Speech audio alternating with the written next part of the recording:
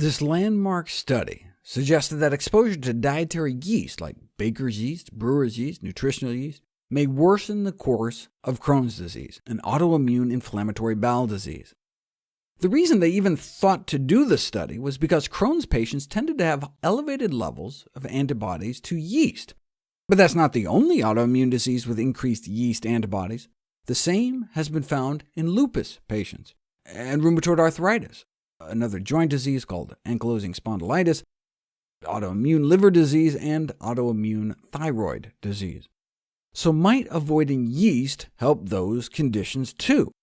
They haven't been put to the test, but hidradenitis suppurativa has.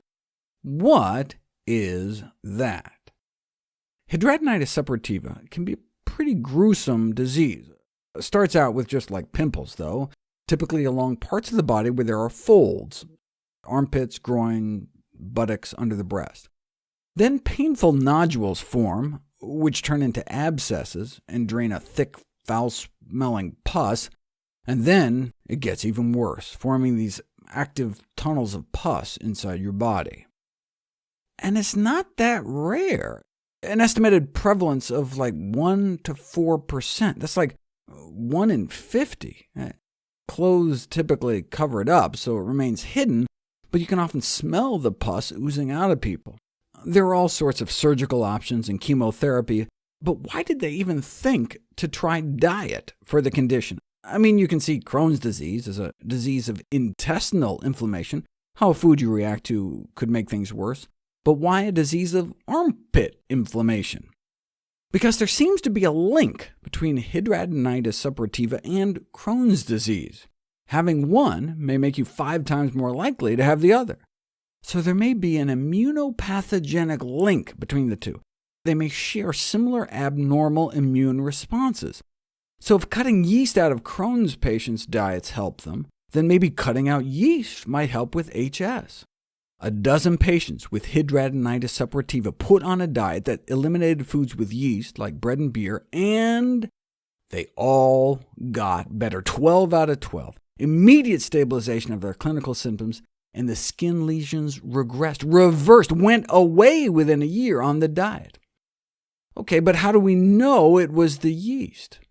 By cutting out a food like pizza, you also may be cutting out a lot of dairy. And that's the one other thing that appears to help. A dairy-free diet led to improvement in like 5 out of 6 patients. See, these tunnels of pus are caused by the rupture of the same kind of sebaceous glands that can cause regular acne, but in hidradenitis suppurativa they explode. And dairy products contain 3 things that drive the process of clogging up your pores and contributing to the leakage, rupture, and ultimate explosion. First, there's the casein, which elevates IGF-1. I've got probably a dozen videos on that. Then there's the whey and lactose. And third, the hormones in the milk itself. 6 hormones produced by the cow, her placenta and mammary glands, that end up in the milk. So why not try cutting out dairy and see if things improve? There's a whole series of nasty drugs you can try to beat back the inflammation, but as soon as you stop them, the disease can come roaring back.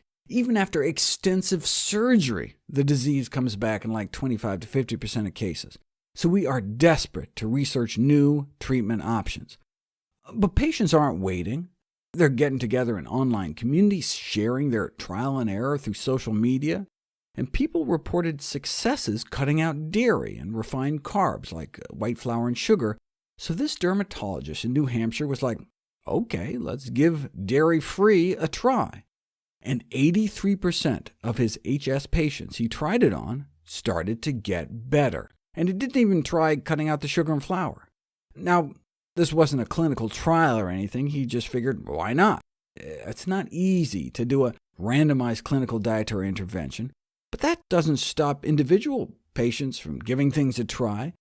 I mean, you understand why there has to be institutional review boards and stuff when they try out new risky drugs and surgeries, but if it's just a matter of switching to soy milk or something, why do they have to wait?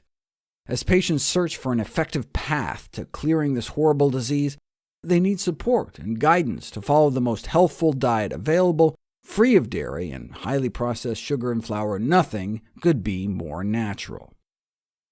What about the yeast, though? How do we know it was the yeast? And look, 8 of the 12 patients just went through surgery, so maybe that was why they got so much better. It's like when I hear someone who has cancer and goes through the conventional chemosurgery radiation, followed by some quack clinic in Mexico, and then attributes their cure to the wheatgrass colonics or whatever they got. How do they know it wasn't the chemosurgery radiation that saved them? In this study, why do we suspect it was the yeast? Because not only did every single one of the patients get better, every single one showed an immediate recurrence of skin lesions following accidental or voluntary consumption of beer or other foods like bread.